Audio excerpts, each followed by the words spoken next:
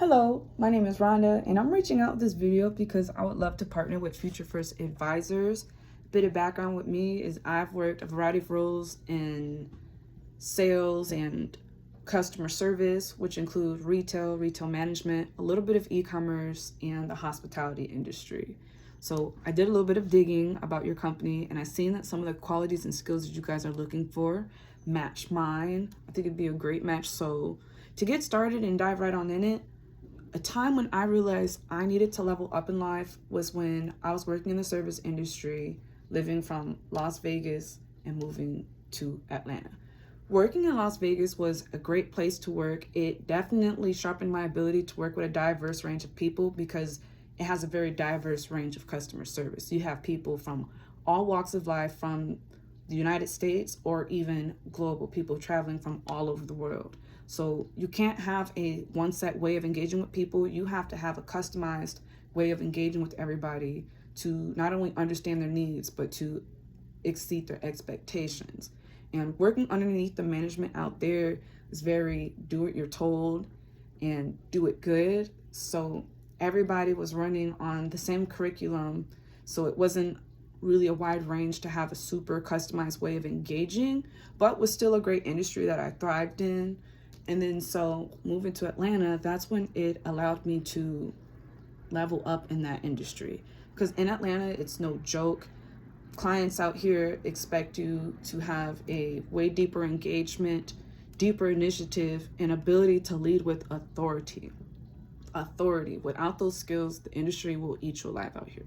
The customers out here can smell fear. So that was something that I had to apply to myself that honestly grew my skills even that much more, because working underneath the management out there is figure it out on your own. There isn't grab the manager when there's a customer complaint or a customer issue or financial issues with customers. It's you figure it out on your own and make sure that you lead it to a really good, meaningful solution. So I had to operate as if I was my own boss to not only deliver top tier service, but to earn my respect, and did. So even during that time, I wasn't really proud of what I was doing. Like, okay, I could influence buying decisions, but I want more. And during that time, I was going to school for nursing, I was getting my real estate license, and I was looking to some kind of fitness online program. So with the online program, I did a bit of research, came across a video SLR, booked a call with a closer. And then this was a moment of realization for me, because when I'm on the phone with this closer, I slowly become more interested into how the closer was engaging with me more than the program itself, because he was asking all the right questions, building great rapport with me, helping me understand myself even more than my own self. And I almost trusted this guy with my life. Whatever he was selling, I was buying, because how he engaged with me, and it was impressive. So towards the end of the call, he pitched me $7,800, and me being me, I was like, okay, well, what's your commission on this? Right away, being a great closer, he was like, this call is for people who are taking their lives seriously and their goals. So if that's not something you want to do, take a hike. I took a hike, but I also took the information and his engagement with me. I saw myself doing what he was doing, and it was very impressive to me. It was a really big moment of realization that this is something that I could potentially do. So I had to now start framing my life into this lifestyle for this position that I'm looking forward to getting into. So the actions I took to do this was to have a stricter schedule by going to the gym more and going on a set schedule, going to the gym date and time versus going whenever I wanted to. Also waking up earlier and zoning times throughout the day where I'm studying and utilizing information, just so I could do that in a manifesting way where these are going to be the hours I'm going to be utilizing for these actual calls I plan on taking. So it was very important to me to gain that information. And another way that I held myself accountable and continued to grow was for me to invest into a academy called Her Last Call. Her Last Call Academy, amazing academy.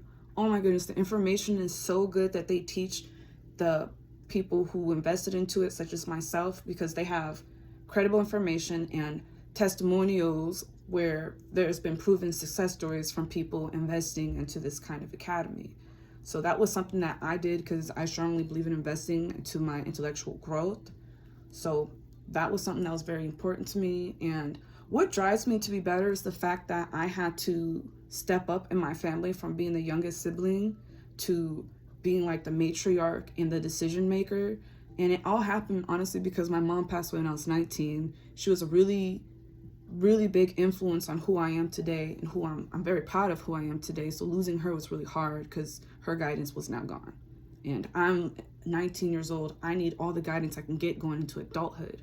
So when I couldn't find it from my family or friends, it frustrated me because I wanted somebody to hold me accountable. I wanted somebody to make sure I'm meeting my deadlines. And I was doing it for myself, but no one was doing it for me. And then it turned into people expecting me to doing it for them. People are coming to me for their decision making. People are trusting me with their financial decisions, asking how to do this, how to do that, in all different types of situations. And it frustrated me because like, why am I this for everybody, but nobody's that for me?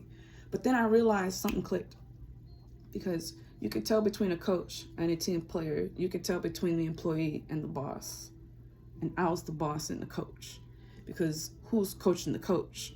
So that made sense to me. And then I wanted to apply myself to that character because instead of it being a negative, I turned it into a positive, and it built really strong character in me because I was able to lead myself, and I was able to impact my family in positive ways where it changed their lives for the better. And it turned to me doing it for my friends and even also in the industry that I've been working in. So I was really proud of myself that I was able to lead myself and to also guide certain conversations to meaningful solutions. So that's what drove me to be better. And it just means a lot to me that I'm able to do that. And it all comes from the love of my family. So why Future First Advisors? Well, what stood out to me was the fact that it's government funded. It's 10,000 people turning 65 years old a day. So it is a very wide range of people, millions of people that you're able to help. And also, I'm not selling anything. There's no money involved. It's just people who actually want to add themselves to policies for the greater good for themselves. And I could totally see myself doing that because helping people is very important to me. So I feel like I would thrive because not only do I want to genuinely help people, but learning and understanding people's problems and things that they may need is something that I really wanted to do. So helping people for the greater good of themselves and getting paid for it is like the creme de la creme to me.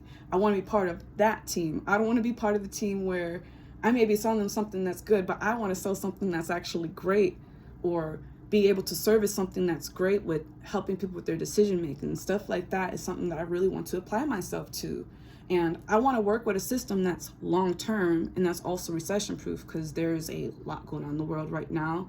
And I want to be part of a system that not only just works, but that is long term and that's not seasonal either. So that's the type of insurance and closure that I also need, applying myself and putting my all into something that is going to also be able to serve me.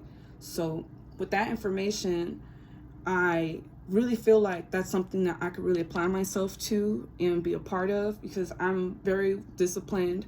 I don't play about that.